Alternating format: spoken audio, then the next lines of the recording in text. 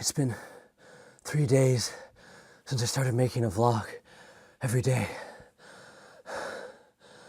Creativity supplies are running low. I don't know if I'm gonna make it. There's not many of us left. We're dropping like flies out here. If they could have left us a few good ideas, some talent, maybe we would have been okay. But it's a wasteland out here. If this is the last time I can send a message, please tell my cat I hate him and he's a jerk. The subject of today's vlog is having creativity difficulties. So I'll grant you that I'm probably not about to die from lack of creativity right now on day 3 of vlogging, but I will also say it has certainly not become automatic at all. Right now, I'm making this video in the last half an hour I have before I go to bed. So right now I'm reading a book called Anti-Fragile by Nassim Taleb about the idea that there are certain systems, certain things that rather than being damaged by uncertainty and randomness actually benefit from them. An example of random input that hurts something is when you suddenly drop a glass on the floor. Random unexpected input, glass shatters. But an example of a system that benefits from that is an artist or a celebrity of some kind who gets some good press. Yeah, that's okay.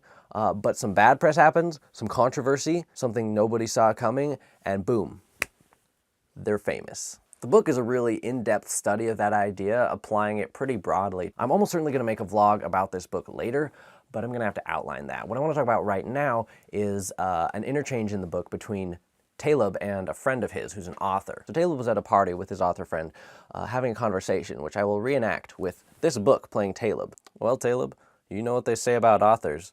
They love having written books, but they hate writing them. If you hate writing your book, people are going to hate reading it.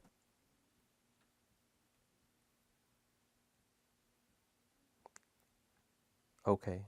I assume Taleb is a really fun guy at parties. What he went into briefly afterward was the idea that if you're writing about some subject or you're writing about something, it should be what you're passionate about and what you love, not something that you have to force out of you kicking and screaming. Now this is kind of crazy. Having difficulty with the creative process is pretty freaking common. This idea gave me pause because it made me wonder, what's the line between a reasonable amount of difficulty creating something and forcing yourself to be in a profession or an artistic trade that you're not suited for at all? If you don't have the makeup to be a writer, maybe you shouldn't be a writer, and you should find something that you actually are good at and enjoy. For me, this whole idea is kind of a kick in the nuts. When I'm at the writing process, especially early on, it's hard. Like bench pressing a camel that's on fire. So the question is, am I cut out to be a writer? Is it difficult because I'm a novice, or is it difficult because I don't have the right personality type and mental layout to be a creative writer? There's a healthy probability that Taleb is nothing more than a pretentious noodlehead. A friend of mine was just telling me about an interview he listened to with Bryan Singer, best known as a director of like 3 X-Men movies so far. One of the questions during the interview was, what are the nuts and bolts of your writing process? Apparently Singer writes everything out by hand, and he doesn't recommend it at all. Singer said it's not uncommon for him to write a 60-page outline for a 70-page script. The outline being so long because he's trying to put off the actual writing process as long as possible. I'm not totally convinced either way about whether struggling with the writing process is a sign of immaturity or a sign that you should quit. If an award-winning director really hates writing and puts it off too, I don't know, man. I'm inclined to stick with it. And it's the end of the vlog. Bye.